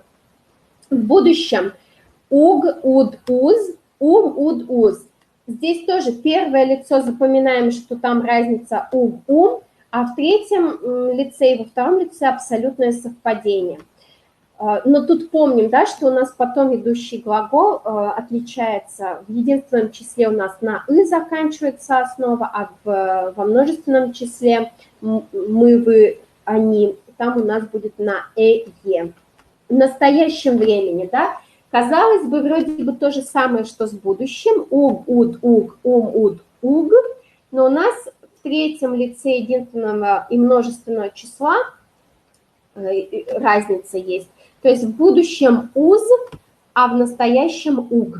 То есть в настоящем у нас 3 раза уг, а в будущем уг только в первом лице единственного числа. Угу. Посмотрим еще варианты глаголов второго типа. Ужаны, работать, да? Мон эй ужа, тон дужа, со зужа, ми мужалы, ти одужалы и сос зужалы. Отрицательные формы глагола ужаны. Я не работал, ты не работал, он не работал. То есть здесь опять в частицах медуза. В будущем времени мону гужа, я не буду работать, тону дужа, ты не будешь работать, соу зужа, он не будет работать, ми умужалы, ты удужалы и сос узужалы. Что мы видим здесь? Здесь у нас в единственном числе просто берется основа глагольная, плюс добавляются частицы, да, которые надо просто заучить, запомнить. Во множественном числе мы добавляем суффикс «ле». То есть вот здесь «ле», да, опять вот эта форма «ле», у нас было «ло» в утвердительной форме, здесь у нас «ле». Дальше глагол «уяны». Мон юя, я не плавала, тона дуя, со зуя, миа муяле, ти дуяле и сос зуяле. В будущем времени. Мон угуя, я не буду плавать, тон удуя, ты не будешь плавать, со узуя, он не будет плавать, мио муяле, ти удуяле и сос узуяле. Тоже, да, здесь у нас в единственном числе глаголы просто основа, к ним добавляются частицы отрицательные, во множественном числе частица и плюс еще суффикс «ле» к форме глагола. Угу. Да, вот тут сводная таблица, не буду на нее уже сейчас останавливаться, потом вы можете еще раз дома посмотреть, еще раз попробовать распрягать. Да, давайте еще раз уже сконцентрируемся на отдельно взятых временах. То есть глагол «дышецканы», да, сделаем из него прошедшую форму утвердительную, отрицательную. Дышецканы оканчивается на глагол «ины», первый тип, мы отсекаем «ины», получаем основу на «дышецк». Это не твердое ДЗЛНСТ, поэтому у нас тут будет всегда в прошедшем времени будет вариант с «и». Мон дышецкий, я учился, дышецкит, дышецкиз, дышецкимы, дышецкиды, дышецкизы. В отрицательной, да, форме мон эй дышецкий, я не учился, не училась, и в конце обязательное, потому что сочетание согласных. Тон дышецкий, со дышецкий, ми дышецкий, ти дышецкий и сос дышецкий. Да, эй МДС, да, попробуйте вот медузу запомнить. Угу. Дальше, так, это у меня будущая форма, дышецкий глагол, да, тоже у нас не мягкое ДЗЛНСТ в конце, не основа на «и», как глаголе «щины», поэтому у нас здесь вариант на «о» будет в утвердительной форме будущего времени. Мон дышит ско, я буду учиться. Тон дышит скот, со дышит скос, ми дышит скомы, ти дышит скоды, сос дышит скозы. И отрицательная форма. Мон ухдышацк, я не буду учиться. Тон ухдышацк, соус дышацк, ми ухдышацке, ти ухдышацке и сос уздышацке. Запоминаем частицы уг, уд, уз, умудуз. Да? То есть опять здесь у нас медуза, начиная со второго лица. Посмотрим второй тип глаголов, который оканчивается на «аны». Да? Тоже отдельно по временам посмотрим. Кырджаны. Основа на «аны». Следовательно, мы отсекаем «ны», получаем длинную основу на гласную «кырджа». И к ней мы добавляем в утвердительной форме прошедшего времени и краткую, и дальше мы добавляем просто лично притяжательные, да, или показатели суффикса лица и числа. Мон кырджай, я пела, тон кырджа, ты пел, со кырджас, ми кырджамы или кырджан, ты кырджады, сос кырджазы. Они пели, мы пели и так далее. В отрицательной форме моной кырджа, тон от кырджа, сос кырджа. В единственном числе во втором типе глаголов мы просто добавляем основу и отрицательные частицы. Да? Во множественном числе у нас уже требуется суффикс «ле» добавить к основе. Ми кырджалы, ти от кырджалы и сос от кырджалы. Угу. Еще глагол кырджаны для будущего времени тоже отдельно посмотрим. Мон кырджало. Вспоминаем, что для будущего времени форма ло требуется. Тон кырджалот, со кырджалос, ми кырджаломы, кырджалоды и сос кырджалозы. В отрицательной форме в единственном числе мы добавляем просто основу. Во множественном числе мы уже помимо частиц добавляем еще и суффикс «ле».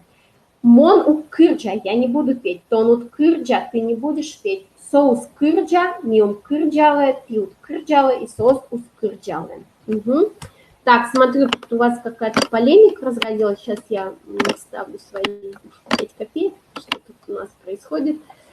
Так, так, жутко нелогично. Ну, мне кажется, была какая-то логика, просто которую нам уже сложно уловить. Да, эй похоже на эй, да, только там нет такой же стройной системы. Но у них же тоже, по-моему, эноле, этоле, этеоле и так далее, тоже есть некоторая система.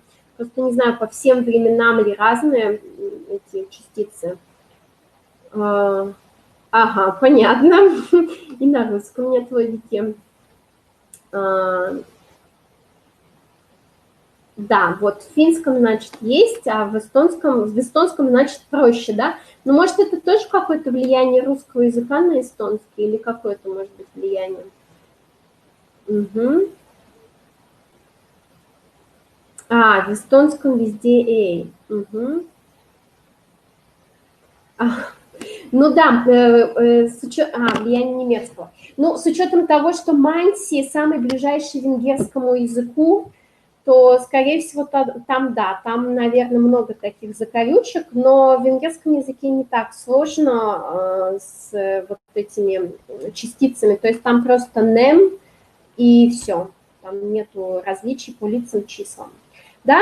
И вот, возвращаясь к вал, то есть мы с вами закончили сейчас вот на этой истории с частицами, с глаголами. У вас дома будет возможность очень много попрактиковать. Я вам дам глаголы, чтобы вы сами себя перепроверили, да, проспрягать по будущему, прошедшем времени. И дам вам предложение на перевод, тоже, чтобы вы сами себя перепроверили. И в том числе там будут еще как бы перепроверка себя, других каких-то тем, которые мы проходили, то есть такая как бы общая, обобщающая, можно сказать, работа. Вот, здесь, что здесь? Я обещала рассказать про вал, да, это будет последняя часть нашего занятия сегодня. Есть такой каламбур на удмуртском языке «вал носкавуис». Здесь игра слов. Вал – это лошадь по-удмуртски, скал – это корова. Но вал – это еще для лошади амонимичное слово. Вал – это был, была и так далее. Луиз – это стал. То есть здесь игра Вал и Луиз. Вал и скал. То есть Вал Луиз был, стал, и Вал скал. Вал лошадь, скал корова. Переводится это и лошадь стала коровой. Обычно так говорят, если кто-то рассказывает, ну это было же так, ну это вот было же, ну я же сделал, я же пошел было там, да. То есть когда человек очень много было, что-то использует, и этого уже нет, или там что-то случилось, что там ребенок говорит, ну я же сделал было, ему на это говорят, ну, вал, но скалу есть, типа сделал, ну все, это уже улетучилось как дым, да, то есть вот этот каламбур можете использовать в том случае, когда очень часто говорят вал.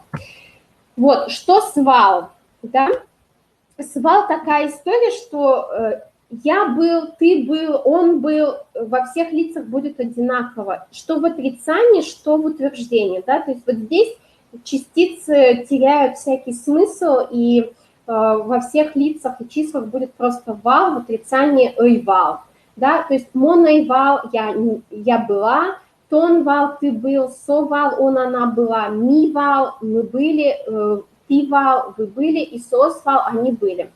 Вот это тоже оли, да, в финском, в эстонском, в венгерском это вольт, но в этих языках, насколько я знаю, в финском, наверное, тоже меняется по лицам оли, а вольт тоже, да, можно менять по лицам в венгерском языке. В удмуртском языке по лицам и числам не меняется, да, примеры.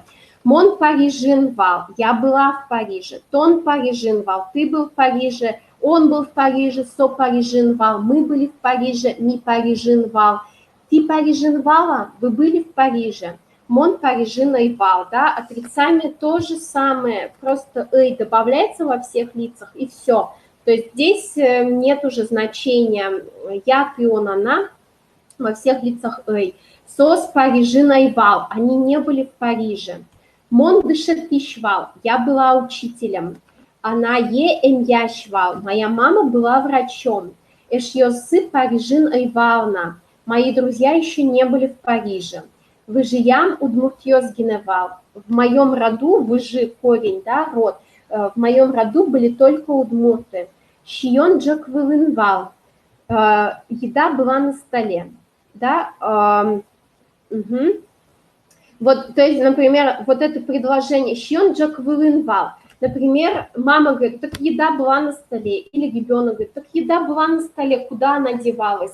На это вы можете ответить «Вал скалвыс», то есть «была да сплыла». Вот эта игра слов как раз. Угу. То есть запоминайте, что «вал» был во всех лицах одинаково, что в отрицании, что в утвердительной форме. Про Луиз тоже, да, глагол луны, тоже финно-угорский глагол, ленный в венгерском языке.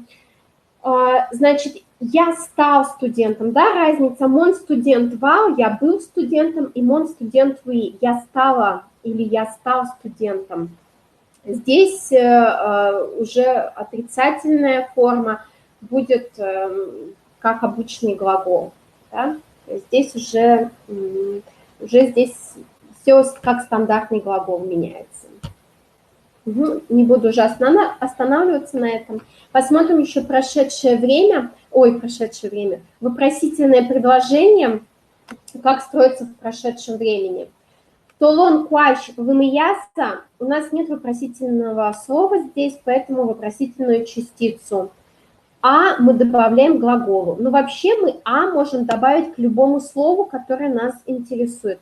Толона куач вымияс. Это вчера был снег или все-таки позавчера? То есть мы фокус за счет частицы делаем некоторый акцент на этом слове. И в ответе человеку, которого мы спрашиваем, будет обязан как бы ответить, вот фокус, акцент сделать на этом слове, к которому частица относилась.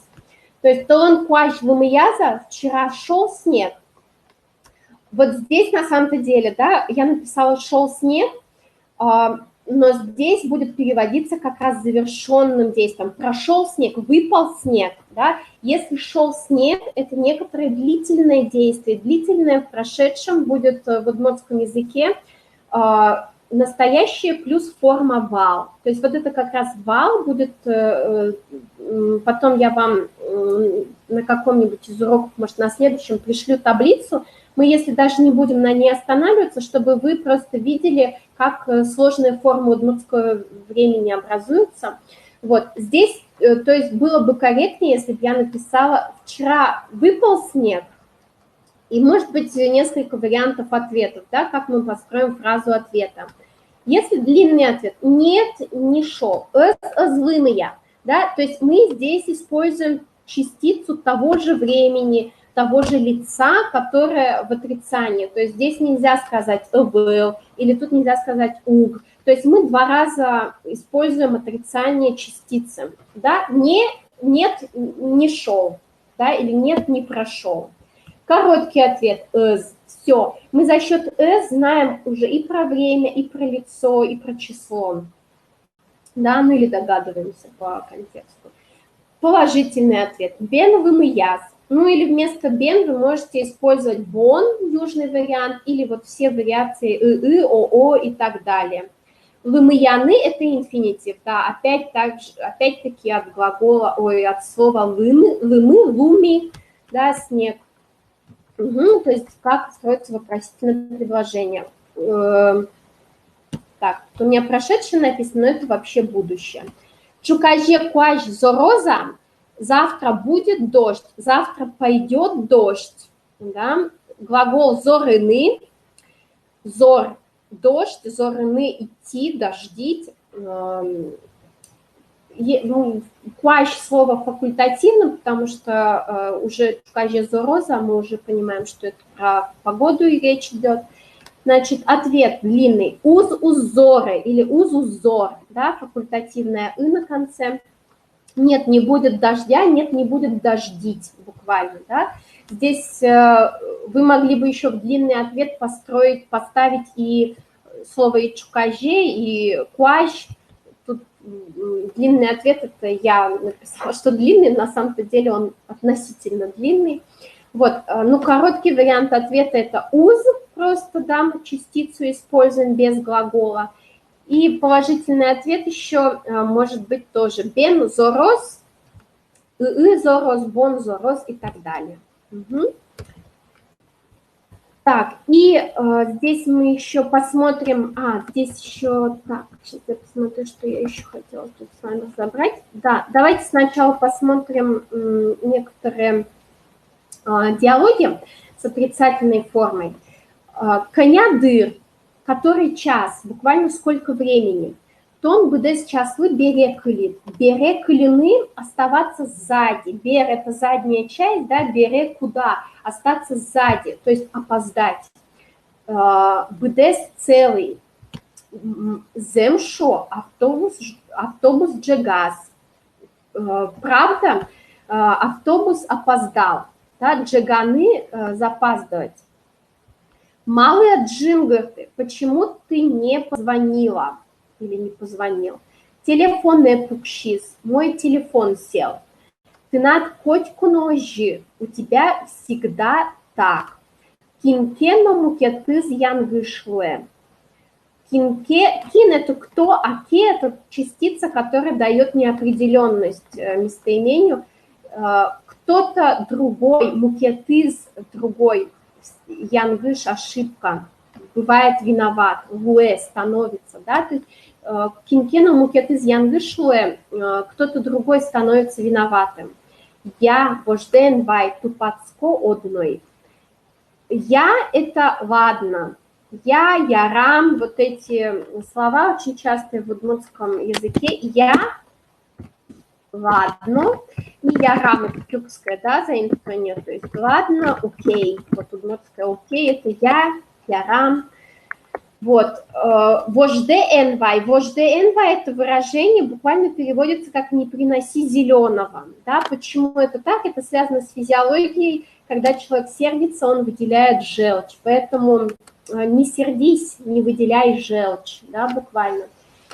тупацко одноик. Тупацкны – это поправляться, исправляться, поэтому это и про здоровье может идти речь, и про поведение, да, в данном случае про поведение, что я исправлю, больше так не буду делать. Одноик непременно. Кутон вордишкит, когда ты родился. Стижил конивоне. Осенью, буквально в месяц созревания белых, то есть в октябре. Тон ишкарына вордскит. Ты в Ижевске родился, да? Видите, здесь частица А добавилась к слову ишкар, значит, нас интересует слово Ижевск. В Ижевске ли ты родился? Нас не интересует, что ты или родился, да? Родился или жил? Не интересует, а именно родился, в каком городе город интересует. Эй, монвордский шарканын. Эй, мы сразу знаем, понимаем, что это относится ко мне. Я родился в Шаркане. Шаркан – это один из 25 районов Удмуртии, населенный пункт. Удмуртской Швейцарии называют, потому что там очень холмисто, и, по-моему, в Шаркане самый большой процент удмуртов на долю населения по Удмуртии. Там, по-моему, около 85%. Даже не Алнашский район, а Шарканский, как ни странно. Вот. Гурте ужде слэштидыня. Вы сделали вашу домашнюю работу. Да, дес – это аккузатив с лично-притяжательным суффиксом, мы еще это не проходили. Не а, да, видите, к частице ни уже добавляется вопросительное а. Здесь а могла добавиться и глагол. Гурте ужде слэштиды они. То же самое было бы здесь без разницы, и туда можно. Бен туннет гурте уж щекыт айвал. Да, сегодня домашняя работа была несложной. Щекыт тяжелый, сложный. Так, давайте, наверное, давайте щеремпыр, вот шуточную я прочитаю еще. Пие, мелко видно, пие, ты над конярес. Сынок, тебе сколько лет? Вить, 5. Тон огнат шат циркелы ктит.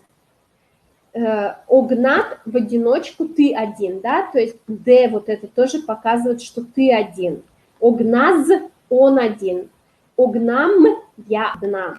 Шат – это вводное слово, разве, неужели? Разве ты один в цирк пришел? Но шкинтенет билет баштис. А кто тебе купил билет? Атае, мой папа. Кытыннош атаед ачиз. А где твой папа сам? Ачиз – это сам. Да? Ачид – ты сам, ачим – я сама. Тоже, видите, вот в этих местоимениях опять вот эти МДЗ, они все время преследуют везде, во всех частях. Со гуртын билетезыча. Здесь вот, видимо, писали северяне, поэтому значение гуртын здесь не деревня, а дом. Он дома билет ищет. Билетез здесь с аккузативом, простое склонение с аккузативом суффикс «с» указывает на конкретный билет, то есть он билет ищет. Вот. И я тут еще обещала же Алексею разобрать модальные конструкции, да, вот чтобы, как сказать, я хотела сделать, я хотел или мне надо было сделать, да, вот.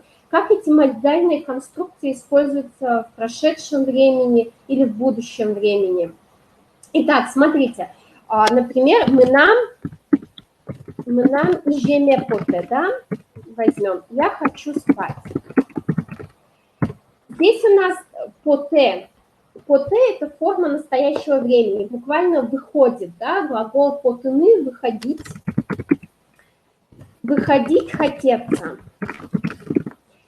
Дальше, что мы смотрим, да? Мы смотрим, как эту форму поставить в прошедшее время. Мне хотелось спать или мне захотелось спать. Как раз вот здесь будет два варианта. Если мне вот резко один раз захотелось спать, да? Мы нам ижеме попис. Здесь мне захотелось спать. То есть один раз резко. И второй вариант. Мы нам M'nam jamais poteval. Да, мне хотелось спать. Что здесь происходит? Значит, вот у нас в настоящем времени было «M'nam jamais pote». Мне хочется спать.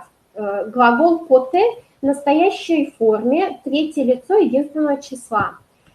В прошедшем времени что происходит? Вот если мне резко захотелось спать, вот один раз, да, «M'nam jamais pote», мне захотелось спать, мы вот этот глагол «pote» ставим в прошедшее время, в очевидную форму прошедшего времени, точно так же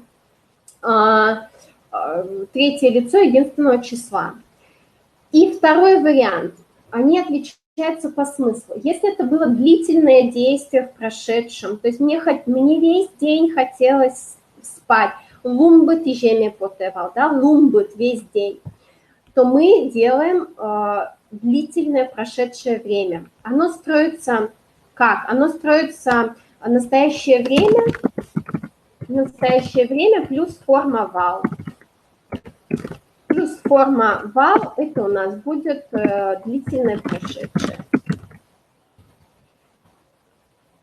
Длительное прошедшее. Угу. Вот, длительное прошедшее, да, за счет того, что мы делаем как бы настоящее плюс форму вал. В будущем времени. Угу. Тут легко, «M'nam» и «jamais», и глагол «потену» ставим в третье лицо единственного числа будущую форму. «M'nam и jamais popos».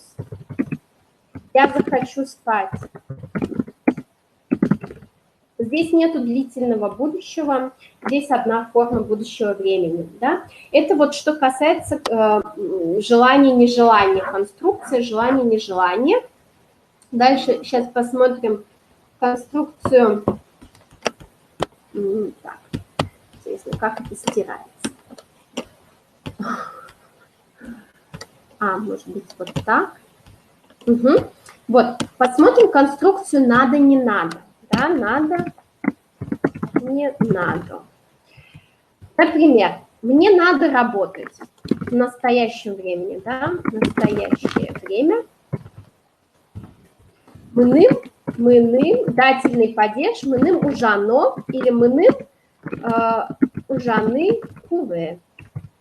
Это настоящее. В прошедшем времени. Угу. Куэ не будет меняться. То есть здесь прошедшее будет M'nam ужановал, мне надо было работать. И M'nam, то есть вы можете обе конструкции сделать. M'nam ужаны кувевал. Угу. И то же самое, да, с отрицанием. Настоящее «M'nam ужаны кувевал» или «M'nam ужано вел», в прошедшем будет «M'nam ужано эйвал», «M'nam ужаны кувевал». В будущем времени. Здесь будет более сложная конструкция. «M'nam ужаны кувевоз», да? Или давайте сначала сделаем «M'nam ужано воз». То есть воз здесь от глагола луны форма будет. Мне надо будет работать. M'nam ужаны кувевоз или «M'nam ужано воз». Отрицание, да, в будущем. Будущее отрицательное будет строиться следующим образом. M'nam ужаны кувевозву. И M'nam ужано узбу. То есть здесь лоз, мы с лоз в будущем времени в конструкции надо-не надо, мы уже работаем с лоз в будущем времени, в прошедшем времени вал. Про изжеме, про конструкцию мне бы не хотелось ли бы тебе. Так, например, не хотел ли бы ты поспать? Ну, в таком ключе. Но это уже будет сослагательное, мы его сейчас не будем брать. Да? И еще у нас есть тоже, да, мы модальную конструкцию брали. Надо, можно, нельзя. Яра. Яра. Здесь как будто бы... Сейчас подумаем, есть ли здесь все формы. Так, тамак кыскыны. Тамак кыскыны уяра. Нельзя курить, да? Тамак кыскыны узяра. Будущее. И тамак кыскыны угяровал. Прошедшее. То есть тут получается, что в настоящем времени уяра нельзя. В будущем мы делаем как бы вот с этим же глаголом, с этой же фиксированной частицей глагола, ну или как бы формой глагольной яра, делаем, ставим частицу будущего времени уз яра, да, а в прошедшем времени уяровал, мы добавляем вал. Угу. Мой и яролос. У яролос есть значение «пойдет». Это чуть-чуть другое. Яролос, это, у него есть значение «понравится» и «сойдет», «пойдет». Да? То есть это глагол «яраны», просто он здесь в разных немножко ипостасях используется. То есть в первом случае, где конструкция «можно-нельзя», он фиксированный, он не меняется. А вот в форме яролос он как бы законсервировавшийся в третьем лице пойдет, сойдет. То есть у них немножко разные функции. Но они оба, как бы все образованы от глагола яраны, ну и яратыны тоже сюда же, да, любить и так далее. Вот. Что у нас там еще в презентации? Так. Ну вот. Тамак кыскыныз яра. Нет, как-то вот тамак кыскыны нет, зяра.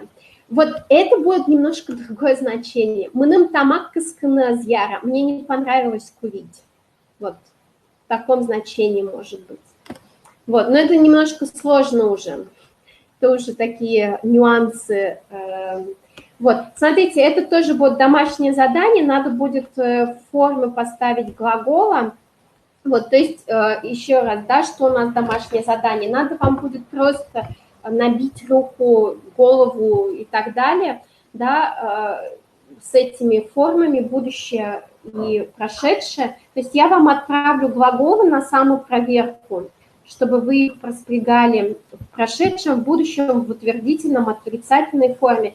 Дальше будет несколько предложений на перевод, тоже на самопроверку. Если вдруг у вас что-то не совпадает, вы либо на уроке спросите, да, почему так, что вы другой вариант использовали, либо отправьте мне по электронной почте, и я вам постараюсь ответить максимально быстро. Вот. И дальше вот это еще упражнение третье, да, вот поставить во все три лица. И будет еще один текст, поставить пробелы. Текст из учебника. Но он тоже будет в презентации, чтобы вам лишнего не искать. Вот. И вот. Да, то есть заданий довольно много, потому что, ну, это, во-первых, грамматическая тема такая очень объемная. Мы сразу с вами 2 времени взяли уже на 9 занятии, да, то есть чтобы вы могли отработать, и мы могли идти дальше, брать следующую грамматическую тему. Вот. Туннепон на ваньмыс. На сегодня все. Тау баджем лыктемдылы. Арня улыса пумишкомы. Мы встретимся пумишкомы, да, через неделю. Также в среду. Это уже будет гужем. Гужем пумишкомы. Мы встретимся с вами уже летом. Вот, также в 19:00. Напоминаю, что у нас вот курс удмуртский во время карантина, вот, и в моих планах закончить вот грамматические темы из этого учебника. Плюс мы уже немножко даже больше взяли лексического материала, да, потому что мы и про погоду с вами отдельно общались и так далее. Вот. И если у вас есть какие-то там запросы, пожелания, или, может быть, у вас есть какая-то удмуртская песня любимая, которую бы вы хотели разобрать, да, чтобы мы какие-то вещи такие тоже учитывали, ваши пожелания. Вот, Таубаджим и Пумечка Тощ. Все отправлю, видео и домашку вам, чтобы вы потом еще самостоятельно все изучили. Джечлы утилаштидес. До свидания, берегите себя, Джеч. Пумечка Тощ.